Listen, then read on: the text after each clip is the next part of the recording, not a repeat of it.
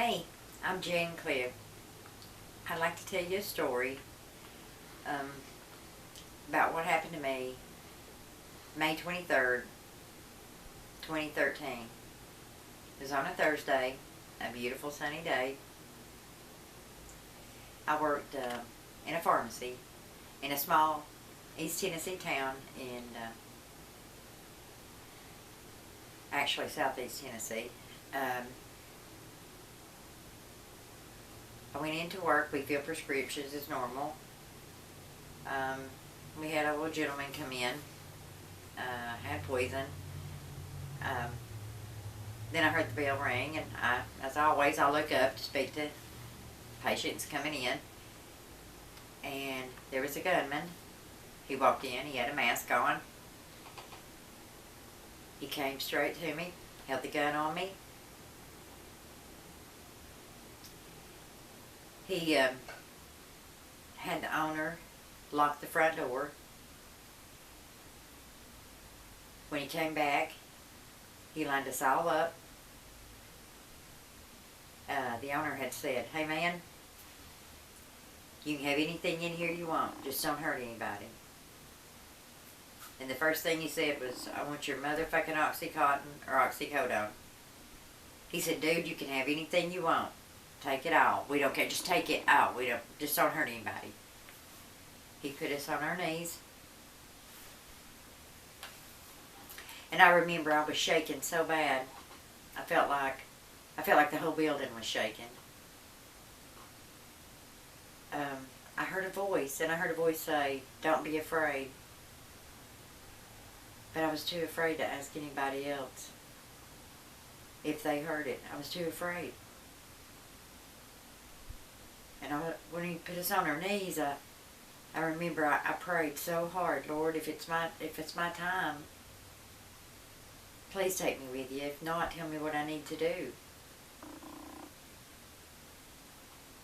And then I heard a pop.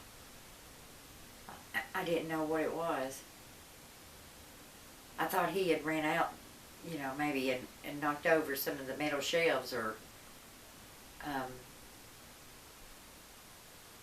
And then I heard someone just slump, fall. And the next pop, I realized what it was. That was the second shot. He shot somebody else.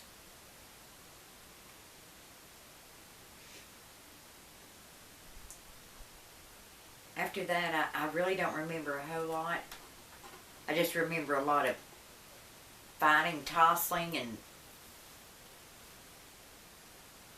the day I left the hospital, the other girl that worked there, there was four total in the pharmacy, and me and her were the only one that survived. She came to my room and she said, "I want you to know something." And she said, "Do you remember what you said to me?"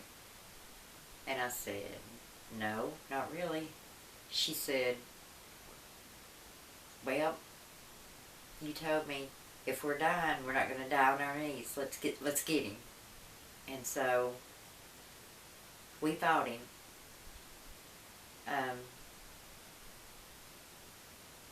When I came to myself in the pharmacy, I kept thinking, I'm sweating. Why am I sweating so bad? Why is my head burning? And I didn't realize, until I crawled to the corner to call 911, he had shot me in the head.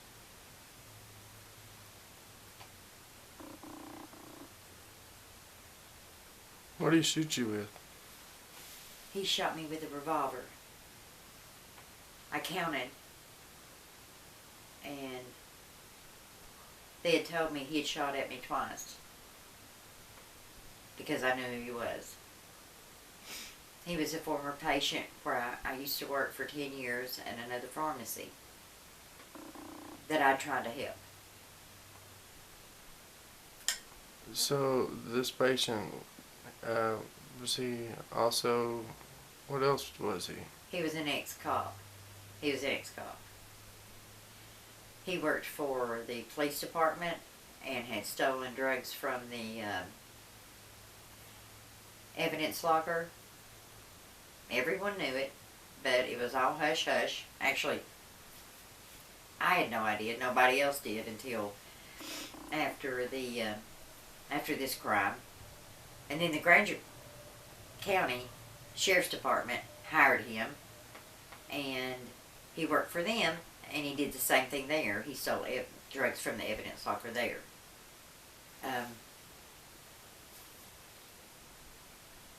So I called 911, and I told them who it was. And because I was afraid I was dying at that point, and I didn't know.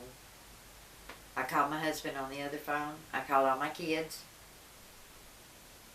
I wanted everybody to know I loved them because I thought that was it. I didn't have much time left. Where else did he shoot the other victims? He shot one in the back of the head, exactly where he shot me. I was shot in the back of the head. It came out here. He shot one gentleman in the back of the head. He shot one in the temple. And he shot another co-worker in the face. And it came out here. And God was definitely with us that day because she had no bones broken, she just, God was with us. So what are you trying to accomplish? The reason I'm telling my story is because I fight for people now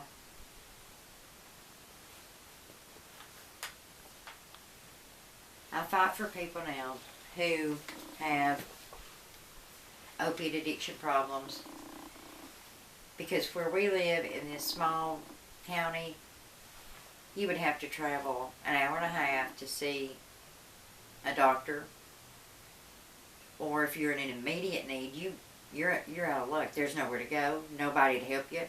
You have to get on a waiting list.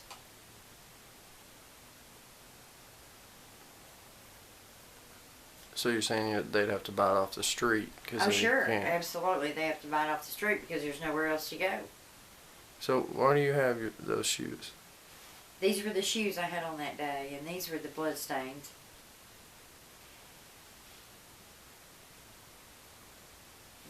The whole point of this is, these were the shoes that I walked in. And, the problem is people judge it, and that's the problem with addiction. People judge people who have addiction.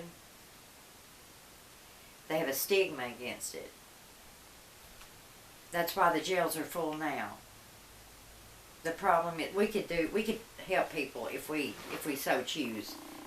That's why I would like to get a clinic, some help here, so people can go when they feel the need and they can come and get help.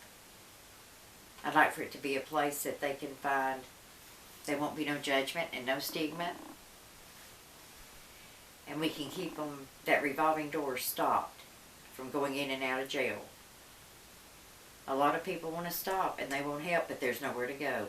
So you've spoke at other places. I have. I spoke across the state, and I've spoke on television several times.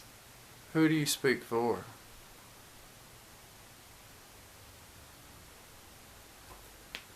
I speak for everybody. I speak for people who need help with addiction, and I also speak for pain patients, chronic pain patients, people who need their medicine, and now with this so-called opiate addiction issue, which was 10 years ago, not now.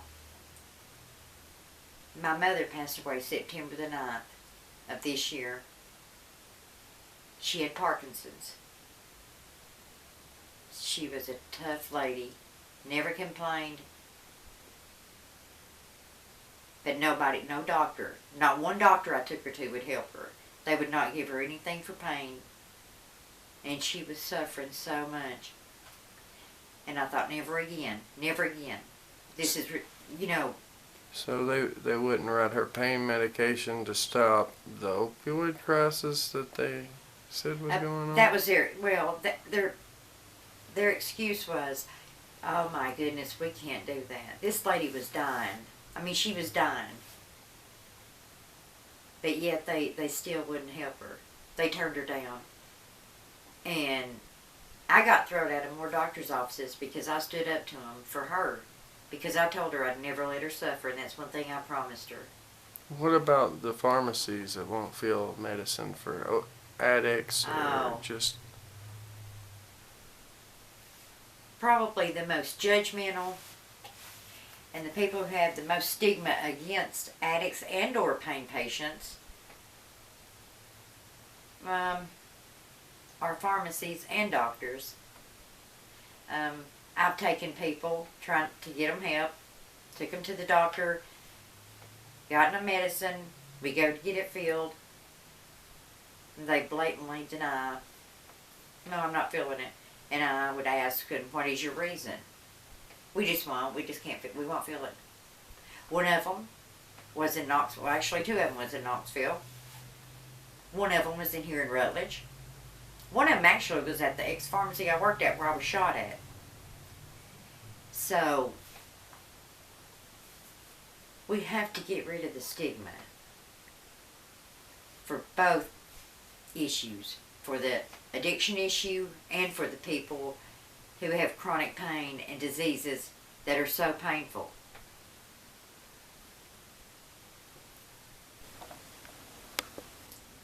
Thank you for watching this video. Please, if you found this information, if you want to know more about it, please subscribe to my channel. And leave your comments below. I'll be addressing a lot more issues.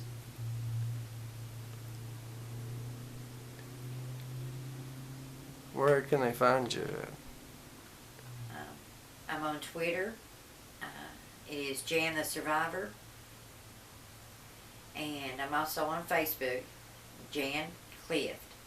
You'll find me both places. Please leave me comments, questions, anything you want to discuss or ask me. Feel free. Thank you.